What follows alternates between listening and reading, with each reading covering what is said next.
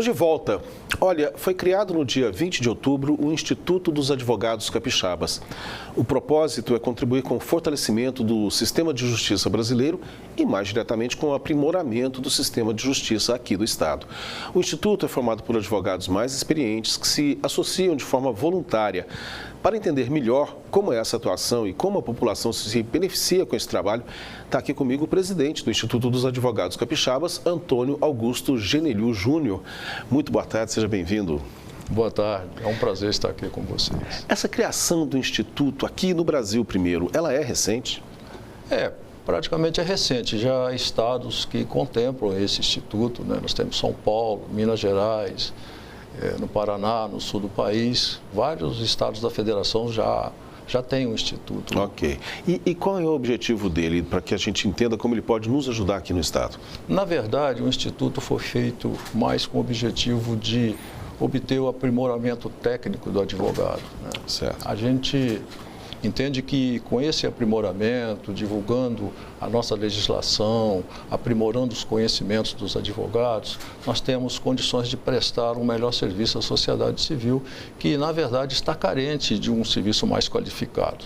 E também, com essa nossa atividade, esperamos nós contribuirmos para o aprimoramento da justiça, especialmente no que tange a qualificação dos serviços que ela nos presta, que é um serviço de alta relevância, um serviço jurisdicional, e também a agilidade da prestação jurisdicional, que é o que a população reclama muito e que, na verdade, a população tem o direito constitucional de obter uma prestação jurisdicional séria. Nós temos que considerar que a atividade do judiciário é recompor a pacificação social e nós carecemos de uma recomposição mais ágil para que a sociedade seja pacificada e aí satisfeita com o serviço que ele nos presta.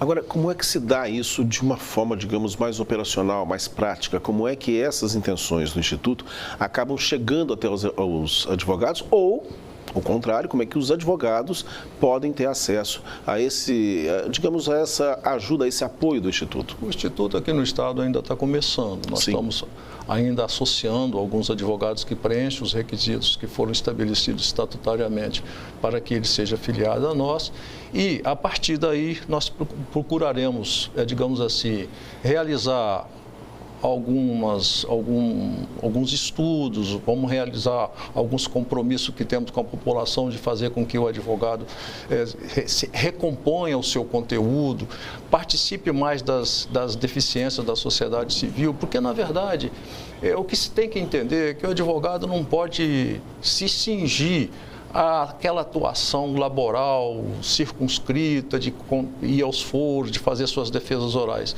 O advogado tem um compromisso muito maior. O advogado tem um compromisso além dessas limitações. Tem um compromisso com a sociedade civil, tem um compromisso com a pacificação dos povos, tem um compromisso com os direitos fundamentais que estão previstos no artigo 5º da Constituição, com os próprios direitos sociais também do artigo 7º. Então, nós temos que fazer com que esses direitos sejam implementados e é nosso dever conscientizar a população. E, de forma prática, como nós vamos fazer isso? Divulgando o Instituto, preparando os nossos associados para que isso seja levado à sociedade civil sem que isso importe em qualquer influência ou abocanhamento das atribuições que são da própria Ordem dos Advogados. Longe disso, da nossa parte. Isso que eu ia perguntar, quer dizer, a gente tem o conhecimento, quer dizer, tem o papel já muito conhecido da sociedade, da Ordem. O Instituto não tem nenhum tipo de conflito nesse caso, quer dizer, ele é algo que vem para auxiliar os advogados, auxiliar a sociedade, é assim? Na verdade, nós precisamos auxiliar a própria Ordem. E nós não passa por nós de qualquer forma, qualquer tipo de influência na política que é exercida pela Ordem, nas suas atribuições, que são atribuições que eu conheço desde a Lei 4.215, agora a Lei 8.906, em 1988, catapultada no artigo 133, que deu a nós um mistério constitucional, longe de nós.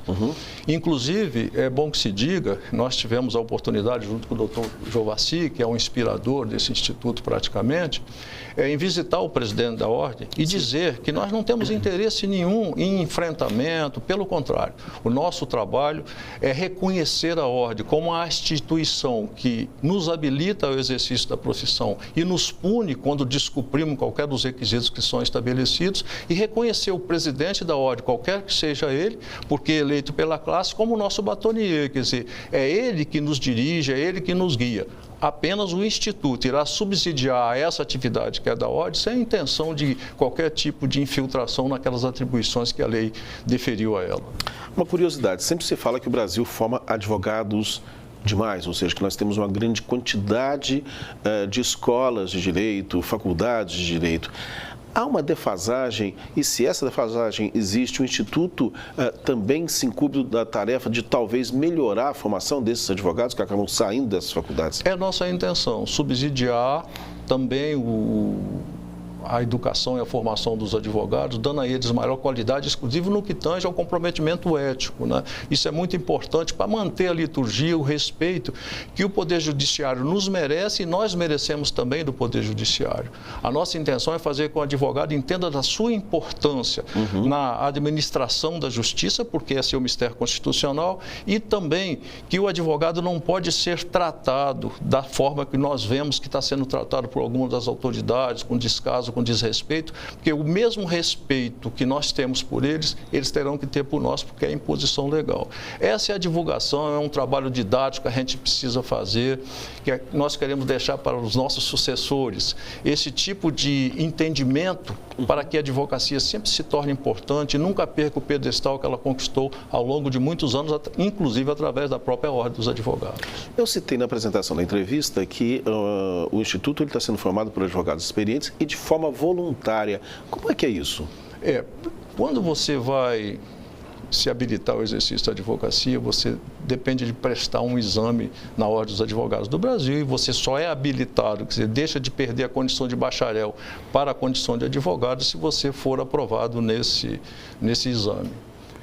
No Instituto, nós não exigimos isso. Certo. Exigimos apenas, sem qualquer tipo de discriminação, um período de prática de advocacia igual a 5 anos, por exemplo, que é o que o nosso estatuto prevê, porque nós queremos advogados experientes justamente com esse sentido, o sentido de fazer uma pedagogia, de levar aos mais novos a preservação, a manutenção da importância do advogado enquanto integrante da sociedade civil e enquanto órgão indispensável à administração da justiça. Esse é o nosso propósito. Digamos que nós tenhamos agora, nesse momento, advogados nos assistindo que se interessem a conhecer o trabalho de vocês, eventualmente participar do trabalho e se integrar a esse grupo que está recentemente montando o Instituto. Como é que eles podem fazer? Eles podem se dirigir ao Instituto, depois certamente nós passaremos para você os nossos pontos de contato e aí receberão um documento para que faça o requerimento de associação e isso será levado a uma comissão que fará a avaliação e então ele será automaticamente associado.